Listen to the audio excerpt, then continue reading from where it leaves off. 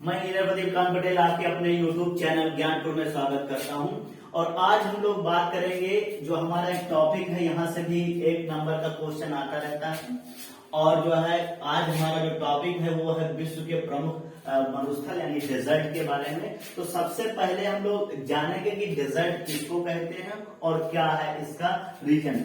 तो सबसे पहले अगर देखा जाए डेजर्ट की परिभाषा, तो जिस किसी भी क्षेत्र में अगर जो 50 सेंटीमीटर जो वार्षिक वर्षा है वो 50 सेंटीमीटर से कम होती है तो वहां पर डेजर्ट रहता है। और दूसरा यहाँ पर डेजर्ट होने का रीजन ये है कि जिस भौगोलिक क्षेत्र में कोई जो है माउंटेन रेंज नहीं होगी यानी पर्वत श्रृंखला नहीं होगी, तो जो मानसूनी हवाएं चलती हैं सागरों से थल की तरफ, तो वहां पर क्या है कि जो माउंटेन रेंज होती है वो मानसूनी हवाओं का विरोध करती है यानी उसको रोकती है। और इस क्षेत्र में क्या होता है कि जो है बारिश होती है, क्योंकि जब मानसूनी हवाएं पर्वत से टकराएंगी तो ऊपर उठेंगी।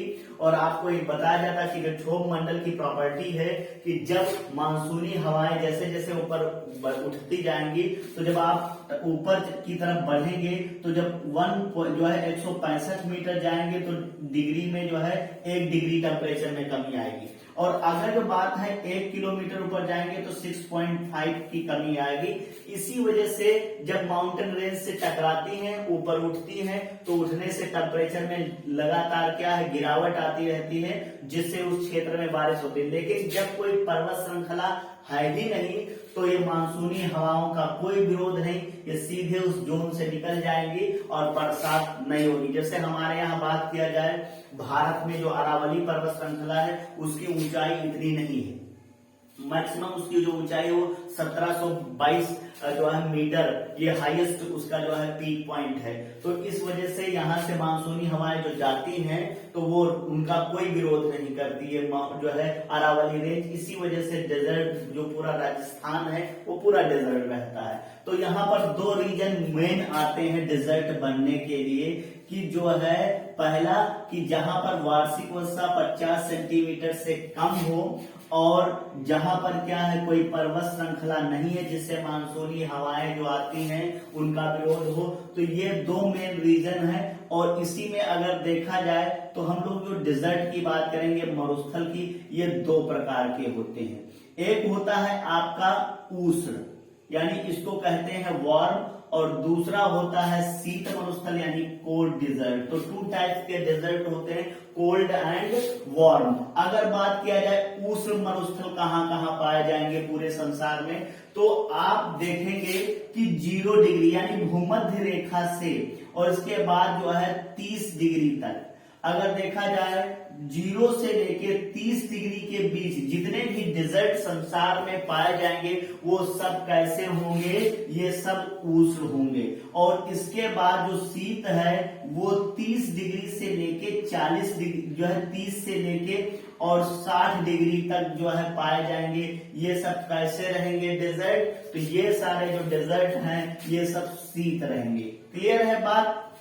अब हम लोग बात करेंगे, इसी में देखेंगे तो एक एक डेजर्ट के बारे में जो है कॉन्टिनेंट वाइज देखेंगे। सबसे पहले उत्तरी अमेरिका की बात किया जाए तो यहाँ पर डेजर्ट कोलोराडो, मोजावे जो है चिहुआहुआन, ये जो है उत्तरी अमेरिका के मरुस्थल हैं। और अगर बात किया जाए दक्षिणी अमेरिका के तो इसी में जो है आटाकामा मरुस्थल और पेंटागोनिया मरुस्थल। इसी तरह से अगर जो हम लोग बात करें अफ्रीका महाद्वीप के जो है, तो अफ्रीका महाद्वीप में सहारा मरुस्थल, कालाहारी मरुस्थल और नाबी मरुस्थल, ये अफ्रीका महाद्वीप के हैं। इसी तरह से अगर जो बात एशिया की जाए तो काराकुम, ठीक, दस्त इमागो, अरेबियन और थार का मरुस्थल, लद्दाख मरुस्थल, गोबी मरुस्थल, टकला मकान मरुस्थल, ये एशिया महाद्वीप के हैं। और अगर जो बात की जाए ऑस्ट्रेलिया की, तो ऑस्ट्रेलिया में Simpson, Sandy, Great Victoria, Tanami, Gibson, ये ऑस्ट्रेलिया की। अब हम लोग इन्हीं के बारे में थोड़ा थोड़ा डिटेल पढ़ेंगे। और हाँ, अगर जो बात किया जाए जैसे यूरोप, तो यूरोप एक ऐसा महाद्वीप है जहां पर कोई भी डेजर्ट नहीं पाया जाता, इसीलिए यूरोप को डेजर्ट लेस कहते हैं, यानी कि मरुस्थल हीन महाद्वीप किसे कहा जाता है? यूरोप को। तो चलिए एक एक मरुस्थल के बारे में थोड़ा थोड़ा जानते हैं और इसके बाद इसी में देखते हैं।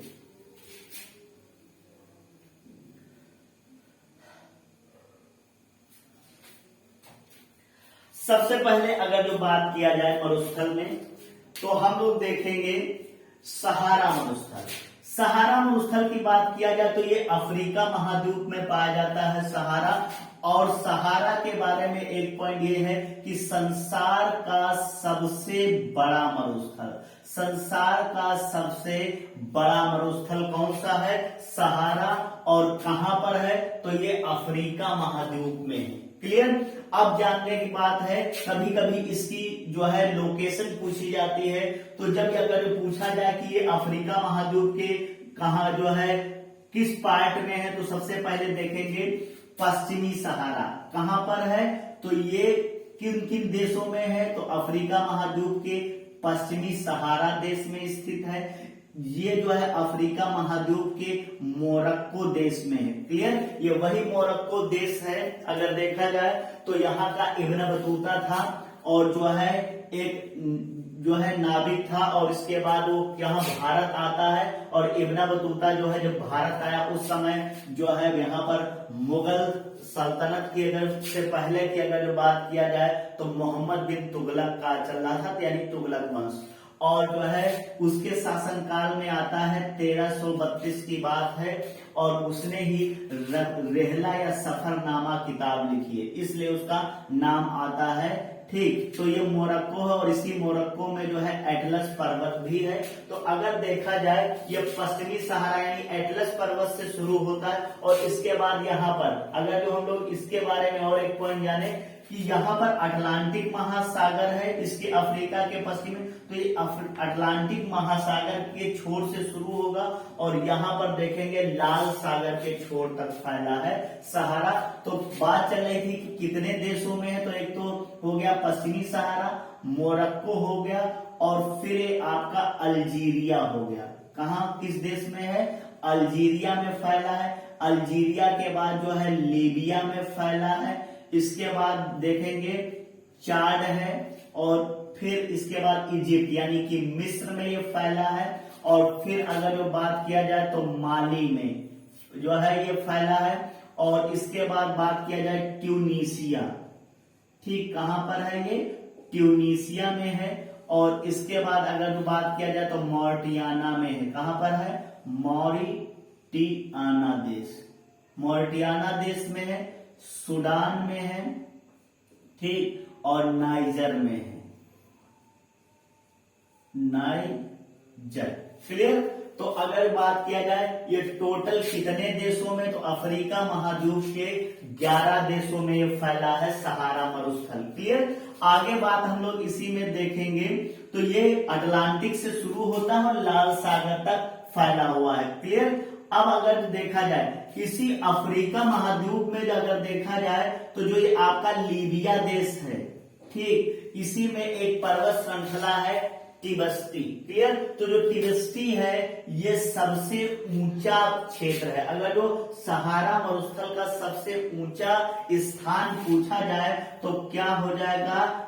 टिबस्टी, टिबस्टी। क्लियर? कौन सा स्थान माना जाएगा?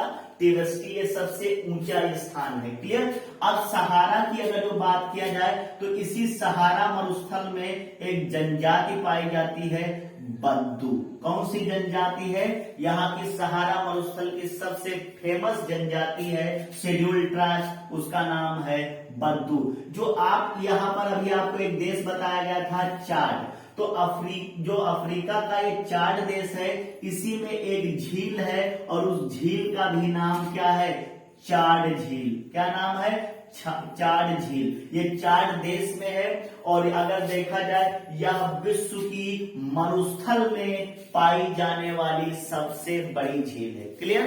वैसे संसार की या विश्व की सबसे बड़ी अगर झील कहा जाए तो वो है कैस्पियन सागर, लेकिन कभी डेजर्ट का नाम ले लिया जाए तो आप किसको बताएंगे? चाड झील को बताएंगे। क्लियर? तो डेजर्ट में स्थित सबसे बड़ी विश्व की झील कौन सी हो जाएगी? चाड हो जाएगी। क्लियर? आगे बात करेंगे, जब आप बढ़ेंगे तो है यहाँ पर सूडान, और सूडान के बाद जो ये ट्यूनीशिया वाला क्षेत्र है, इसी ट्यूनीशिया क्षेत्र में अगर देखा जाए तो यहाँ पर एक जनजाति और पाई जाती है, मसाई। कौन सी जनजाति? तो अगर सहारा डेजर्ट में दो तरह की जनजातियां, एक है मसाई और दूसरी है बद्दू। क्लियर? संसार का सबसे बड़ा मरुस्थल कौन सा है? तो वो है आपका सहारा। क्लियर? और फिर है एक और क्वेश्चन यहीं से बनता, आज तक बड़ा आता है, बहुत पहले ये पूछा जाता था लोकेशन की, बताइए से जो है सहारा कहां पर है, लेकिन अब पूछा जाता है कितने देशों में फैला, और तीसरा जो पॉइंट यहाँ पर ये निकल के आता किस टाइप का है, अभी कोल्ड है या वार्म है। तो ये कैसा है? उष्ण यानी कि गर्म मरुस्थल है। क्लियर है बात? तो हम लोगों को टाइप देखिए, आपको मैप पर भी दिख रहा होगा, यहाँ जो है 30 भूमध्य रेखा के ऊपर जब चलेंगे तो यहाँ से जो है इन्हीं देशों में, जैसे लीबिया या पश्चिमी सहारा, अल्जीरिया, मिस्र की बात किया जाए, यहाँ से कर्क रेखा, और कर्क रेखा 23.5 पर। तो आपको बताया गया था कि 0 से लेकर 30 के बीच कैसे डेजर्ट होंगे, वो सब जो है वार्म होंगे, उष्ण होंगे। तो किस टाइप का डेजर्ट है? ये आपका वार्म हो गया। चलिए दूसरी बात करते हैं इसी में, कालाहारी की। दूसरा जो हमारा डेजर्ट है अफ्रीका महाद्वीप का, वो है कालाहारी मरुस्थल।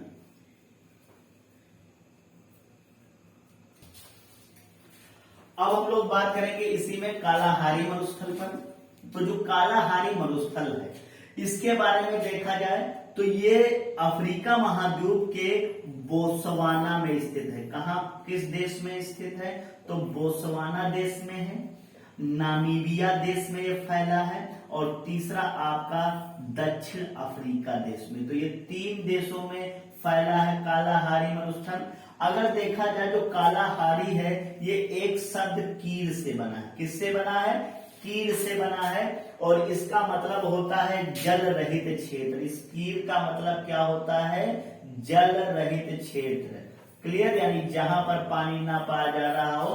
तो इस किस शब्द से कालाहारी बना है? कीर। बोत्सवाना, नामीबिया, दक्षिण अफ्रीका देश में फैला है। और कालाहारी की विशेषता ये है, अगर देखा जाए तो ये जो है यहाँ पर एक जनजाति पाई जाती है, और उसका नाम है बुशमैन जनजाति। तो कालाहारी मरुस्थल में कौन सी जनजाति पाई जाती है? बुशमैन जनजाति पाई जाती है। और इसकी विशेषता ये है, ये एक विशेष प्रकार का हथियार यूज करती, वेपन्स, उसको कहते हैं बूमरैंग। क्लियर? अगर देखा जाए जो ये कालाहारी मरुस्थल है, ये ऑरेंज नदी व जम्बेजी नदी के बीच पाया जाता है। तो अगर पूछा जाए किन दो नदियों के बीच में कालाहारी मरुस्थल है, तो ऑरेंज नदी और जम्बेजी नदी, इन दो नदियों के बीच में पाया जाता है। क्लियर? आगे हम लोग बात करेंगे इसी में नामिब मरुस्थल के बारे में। ठीक, ये भी अफ्रीका महाद्वीप का मरुस्थल है। अगर देखा जाए तो जो नामिब मरुस्थल है, ये दक्षिण अफ्रीका देश में स्थित है। कहां पर स्थित है? तो अगर जो हम लोग बात करें, ये दक्षिण अफ्रीका देश में स्थित है। नामिब मरुस्थल दक्षिण अफ्रीका में है, और दरअसल अगर देखा जाए ये क्या है? समुद्र के किनारे है, यानी गोल्ड कोस्ट कहा जाएगा। तो समुद्र के किनारे। और हाँ, एक बात है, जैसे कालाहारी की भी बात हो रही थी, कालाहारी भी किस प्रकार का मरुस्थल है? ये भी उष्ण मरुस्थल यानी कि गर्म मरुस्थल है। जो अब जैसे अभी हम लोग अब नामिब की बात करेंगे, तो नामिब क्या है? दक्षिण अफ्रीका में है और समुद्र के किनारे, और ये ठंडा मरुस्थल है। क्लियर? कैसा है? कोल्ड डेजर्ट है। क्लियर? तो अगर बात है, क्योंकि अगर देखा जाए तो जो अफ्रीका से ही ये आपका मकर रेखा गुजरती है, जो ये बोत्सवाना हो गया, आपका नामीबिया हो गया, और इधर आपका जो है दक्षिण अफ्रीका यहां से गुजरती है। किंतु ये क्या है? 30 डिग्री के नीचे है, इस वजह से ये कैसा डेजर्ट हो जाएगा? कोल्ड डेजर्ट हो जाएगा। क्लियर? चलिए आगे हम लोग बात करेंगे इसी में। तो किस प्रकार का है? तटीय मरुस्थल है। और जो है नामिब के बारे में एक विशेषता ये है कि अगर जो हम लोग यहाँ पर देखेंगे, ठीक, तो यहाँ पर एक जनजाति इसमें नामिब में पाई जाती है, उसका नाम है जुलू जनजाति। कौन सी जनजाति पाई जाती है? जुलू जनजाति पाई जाती है। कभी कभी देश पूछा जाता है तो देश का नाम आता है दक्षिण अफ्रीका। दक्षिण अफ्रीका की फेमस जनजाति कौन सी है? जुलू।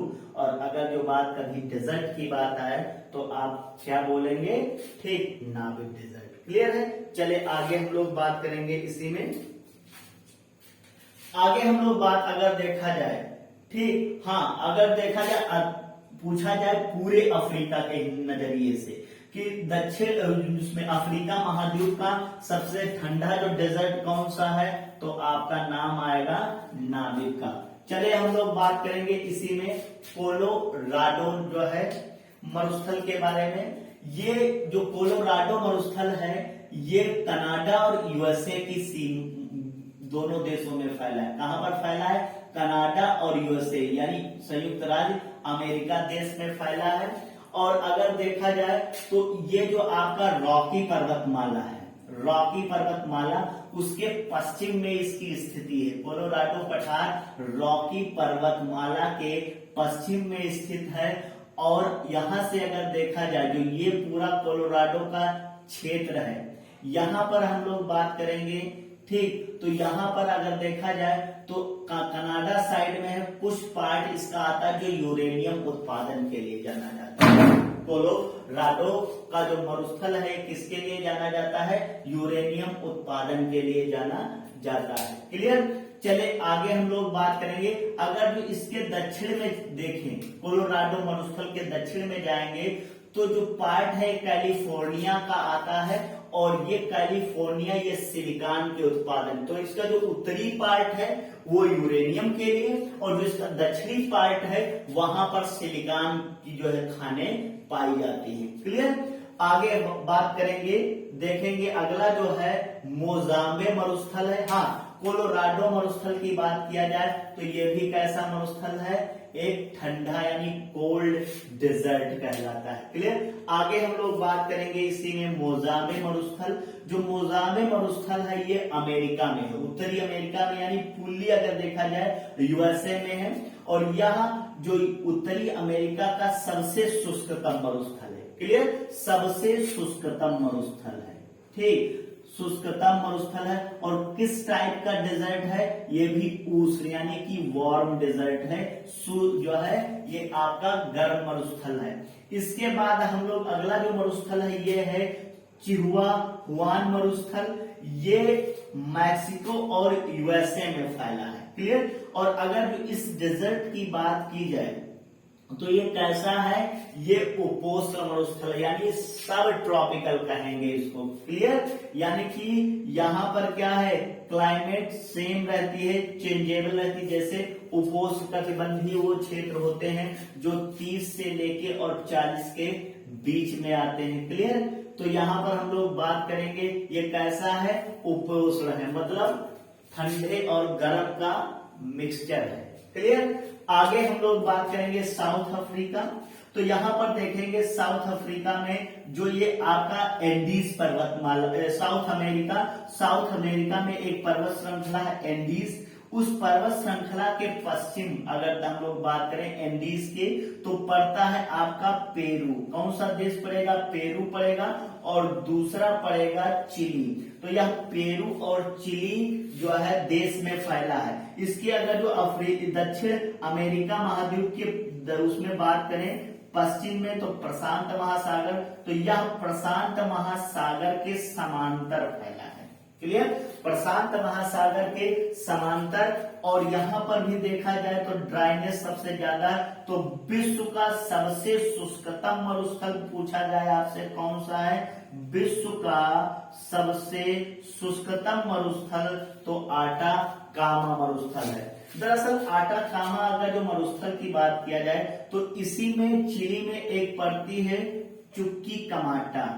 ठीक, चुक्की कमाटा। जो ये चुक्की कमाटा क्या है? यह खान है। और ये जो खान ये किसके लिए फेमस है, तो तांबा उत्पादन के लिए। इसी वजह से, और ये चुटकी कमाटा जो पड़ती है आपका चिली देश में, इसी वजह से विश्व में खान तांबे के उत्पादन में चिली प्रथम स्थान पर आता है। और यह जो है सबसे बड़े पैमाने पर यहीं पर तांबे का उत्पादन होता। तो चुटकी कमाटा खान किस मरुस्थल में पाई जाती है, तो आटाकामा मरुस्थल में। क्लियर है पॉइंट।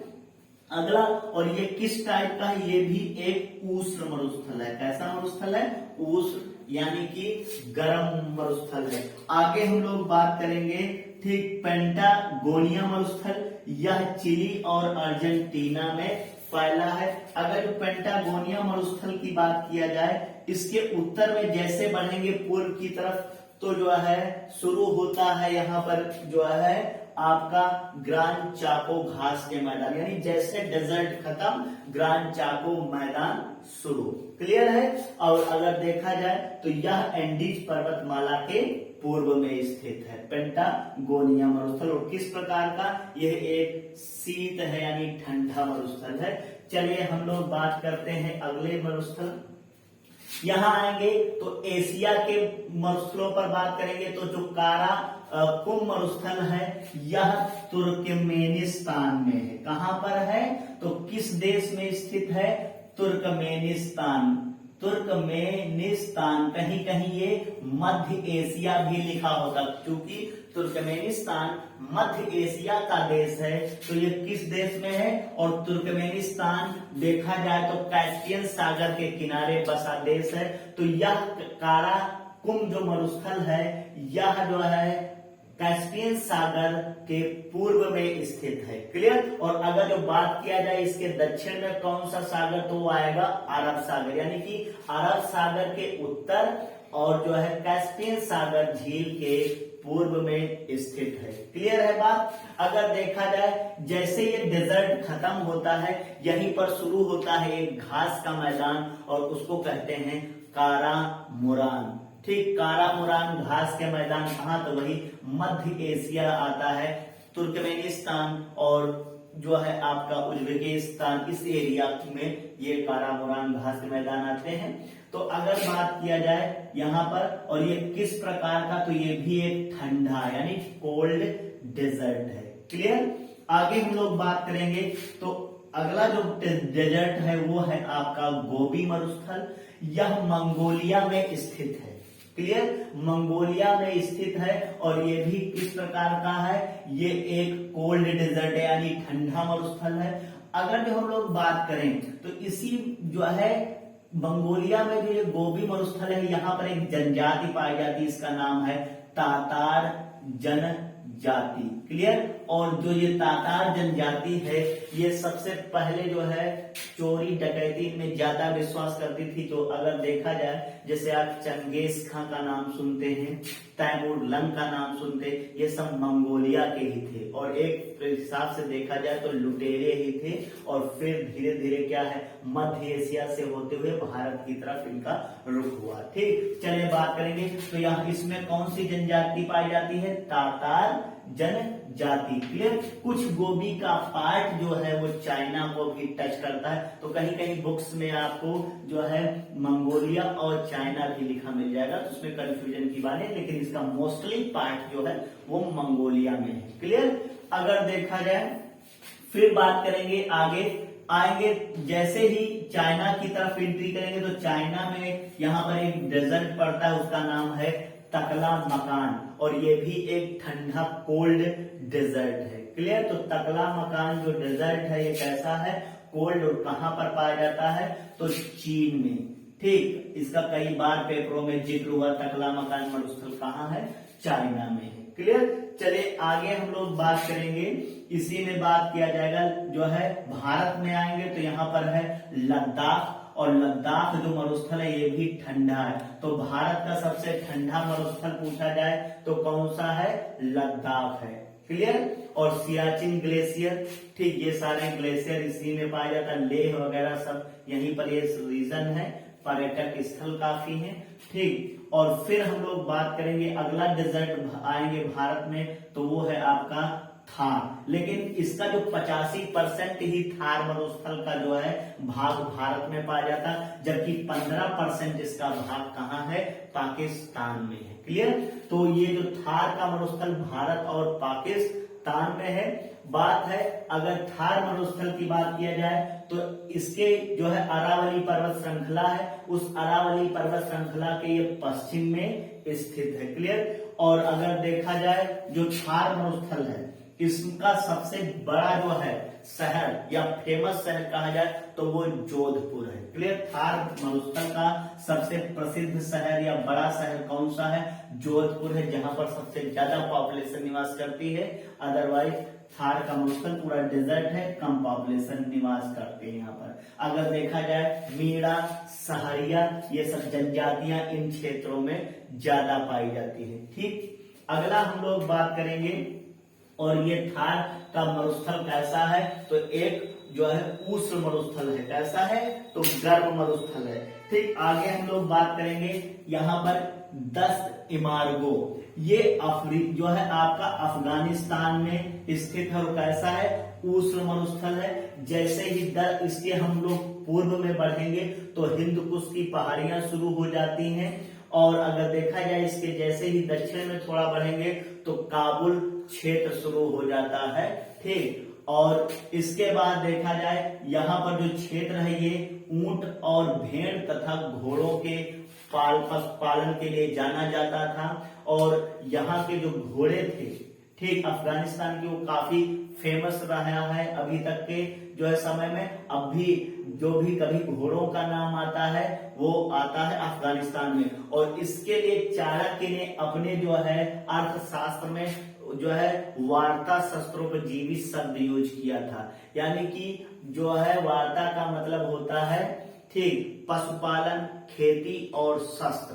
ठीक। ये क्षेत्रों के लिए ये रीजन जाना जाता था। तो अफगानिस्तान में कौन सा जो है मरुस्थल है, तो वो है आपका दस्त इमारगो मरुस्थल, और ये भी कैसा है, एक उष्ण है यानी कि गर्म मरुस्थल है। आगे हम लोग बात करेंगे अरेबियन मरुस्थल, यानी सऊदी अरब में जो है अरेबियन मरुस्थल है, ये भी कैसा है, उष्ण मरुस्थल है। कैसा मरुस्थल है, उष्ण मरुस्थल है। तो अभी तक का हम लोग अगर जो बात किया जाए एशिया का, तो जो ये आपका सऊदी अरब है ये एशिया का सबसे बड़ा डेजर्ट आएगा, और अगर जो एशिया का सबसे ठंडा मरुस्थल बात किया जाए बड़ा, तो वो आपका आएगा गोबी। क्लियर। और थार मरुस्थल का जो है पोजीशन वो 17वें नंबर पर है। तो संसार का 17वां सबसे बड़ा मरुस्थल ये थार है। क्लियर। चलिए आगे हम लोग बात करेंगे, फिर यहाँ पर हम लोग ऑस्ट्रेलिया महाद्वीप की बात करेंगे। यहाँ पर तो जैसे Great Victoria, Sandy, Simpson, Gibson, Tanami, ये सब मरुस्थल आते हैं। तो अगर बात किया जाए जो ये ऑस्ट्रेलिया है, ऑस्ट्रेलिया का जो पश्चिमी पार्ट है, ठीक, अगर देखा जाए तो ये पूरा क्या है, डेजर्ट ही है। अगर जो पूरा क्या है, डेजर्ट है। इसका जो पूर्वी पार्ट है वो थोड़ा क्या है, यहाँ पर ग्रेट डिवाइडिंग रेंज पाई जाती है, और फिर जो है इधर पूर्वी क्षेत्र में तो बारिश होती, लेकिन पश्चिमी क्षेत्र बिल्कुल सूखा रहता, जिसमें ग्रेट विक्टोरिया, ऑस्ट्रेलिया का सबसे बड़ा मरुस्थल पूछा जाए कौन सा है, ग्रेट विक्टोरिया, विक्टोरिया, दक्षिण ऑस्ट्रेलिया, और फिर ये पश्चिमी ऑस्ट्रेलिया, इस क्षेत्र में ये फैला है। सैंडी की बात की जाए अगर देखा जाए तो ये सैंडी जो है मरुस्थल, यहाँ की अगर देखा जाए तो इसमें एक चीज आती है, आप लोगों ने दो यहाँ पर आती है खानों का नाम, एक कालगार्डी, ठीक, और एक होती है कोलगर्ली। ये दो सोने की खाने पाई जाती है। ठीक। इसी वजह से अगर देखा जाए 2000 अभी तक की जो रिपोर्ट देखी जाए तो जो सोने के उत्पादन में ऑस्ट्रेलिया नंबर 1 पर जो है रहा है।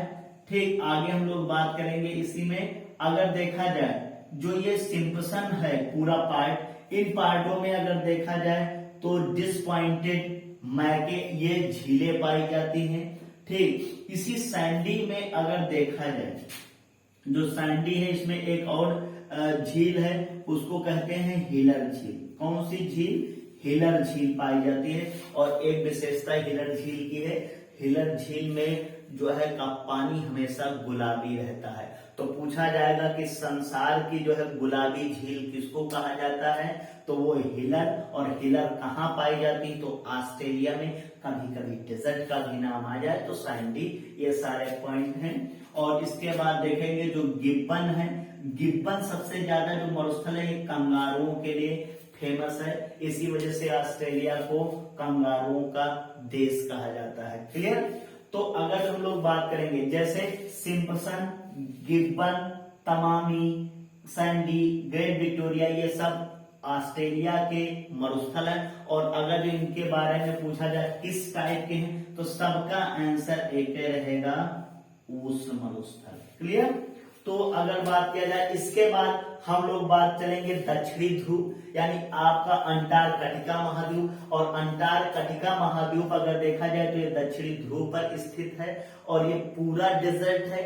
यहाँ पर क्या है, हमेशा संसार का सबसे, अगर जो विश्व का पूछा जाए सबसे बड़ा जो है ठंडा मरुस्थल कौन सा है, तो आपका आंसर होगा अंटार्कटिका। संसार का सबसे बड़ा मरुस्थल कौन सा है, सहारा, लेकिन किस टाइप का है, उष्ण। और संसार का सबसे बड़ा ठंडा मरुस्थल कौन सा है, तो अंटार्कटिका। यहाँ पर कोई भी पॉपुलेशन नहीं रहती, इसीलिए इसको निर्जन डेजर्ट भी कहा जाता है, यानी कि पॉपुलेशन लेस जो है डेजर्ट कहते हैं। क्लियर। तो ये सारे फैक्ट किसके बारे में थे, जो है मरुस्थल से रिलेटेड थे। आप लोग इसको याद कर लीजिएगा, 1 नंबर बिल्कुल आता है। तब तक के लिए धन्यवाद।